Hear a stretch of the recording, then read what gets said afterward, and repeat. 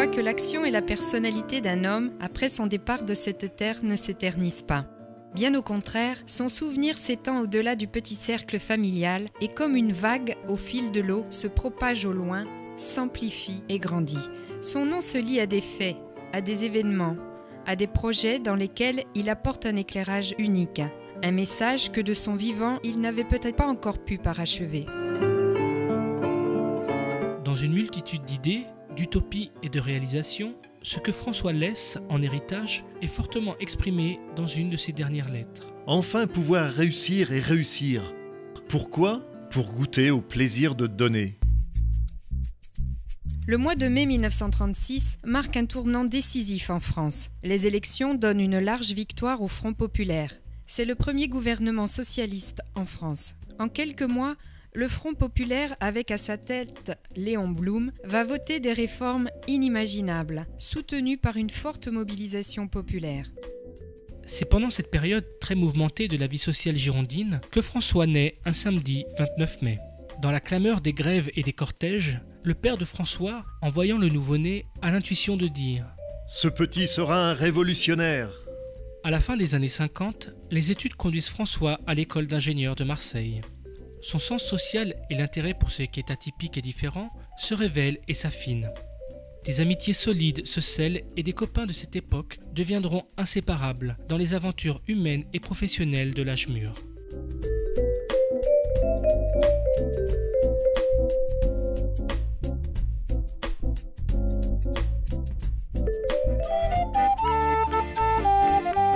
Combien de couples se sont rencontrés au cours d'un bal et ont démarré leur aventure commune au rythme enjoué d'un bal d'été. C'est le cas de François et Françoise. Leur couple débute autour d'une valse le 4 août 1963. Tombés amoureux l'un de l'autre, ils se marient un an plus tard à l'église de Vert en Gironde.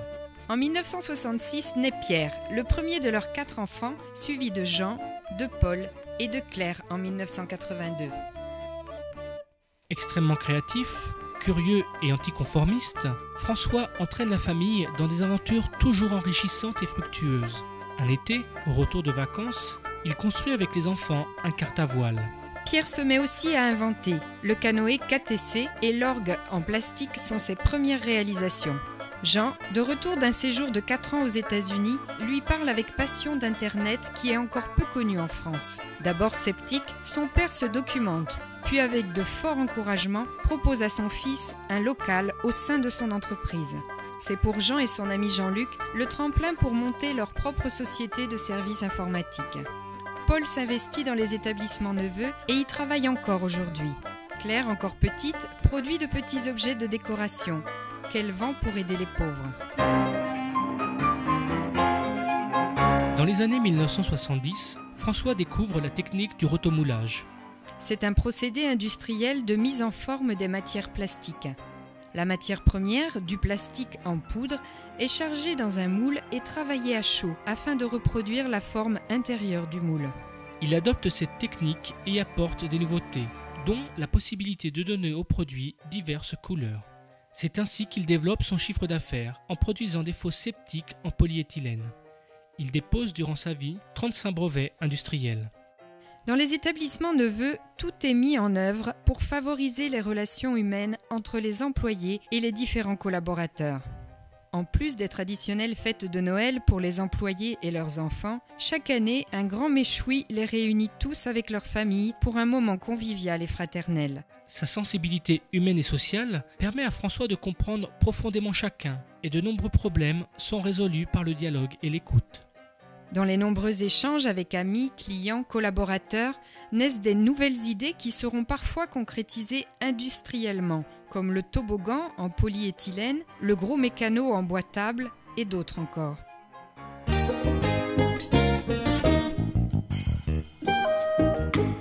Ces recherches et expérimentations apportent à François une forte connaissance dans le domaine de l'assainissement.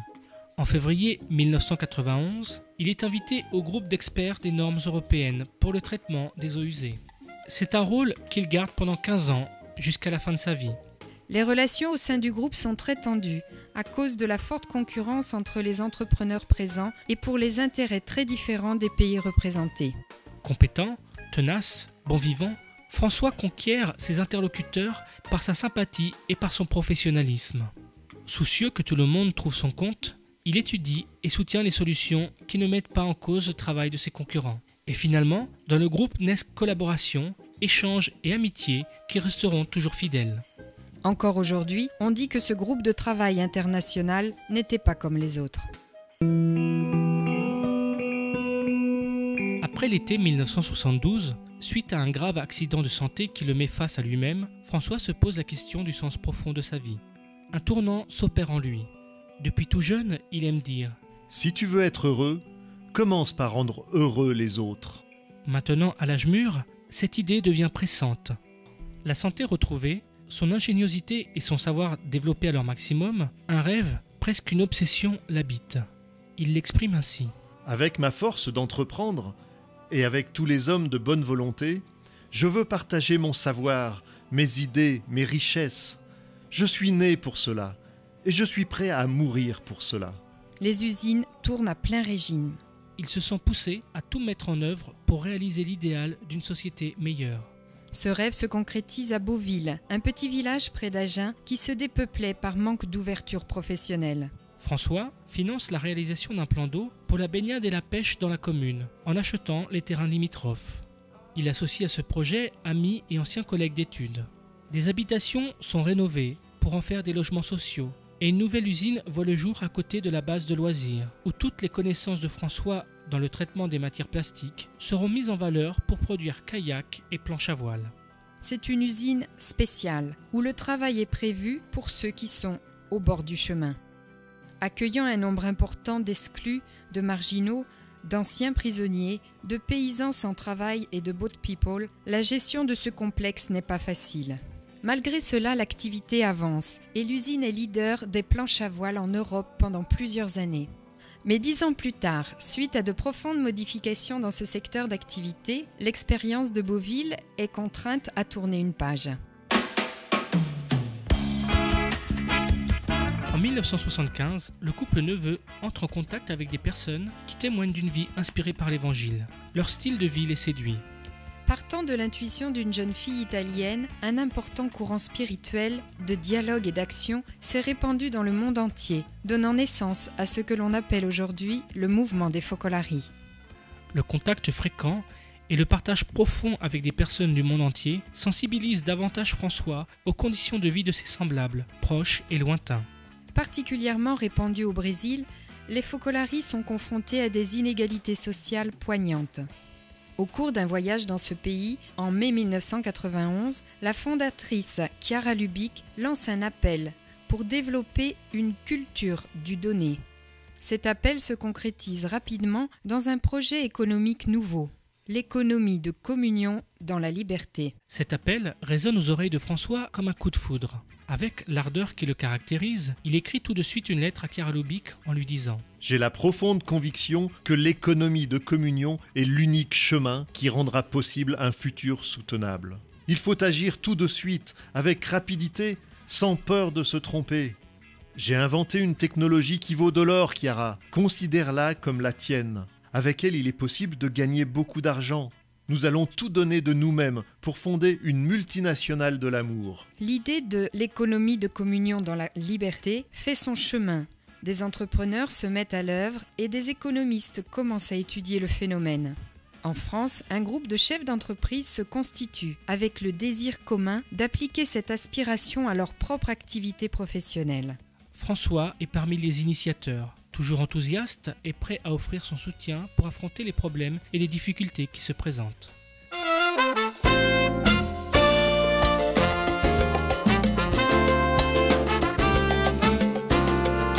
En 1995, François se rend au Brésil pour un congrès réunissant 200 chefs d'entreprise assoiffés comme lui de justice et de fraternité.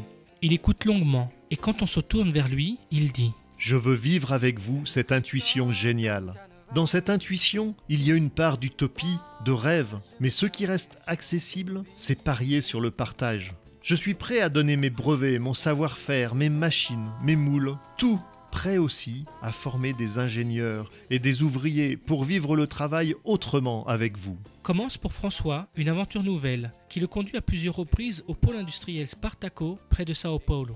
Naît ainsi Rotogine, une entreprise de cuves à eau et de fosses septiques en polyéthylène produite selon le procédé de rotomoulage. Cependant, le marché brésilien n'est pas favorable à ce type de production et François met en œuvre ses forces, ses connaissances et ses biens personnels pour la réussite de ce projet.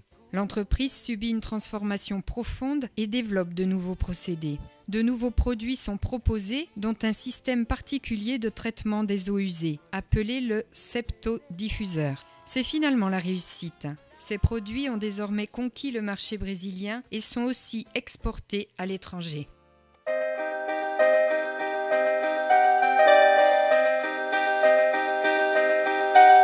En avril 2006, pris de fortes douleurs, François est hospitalisé.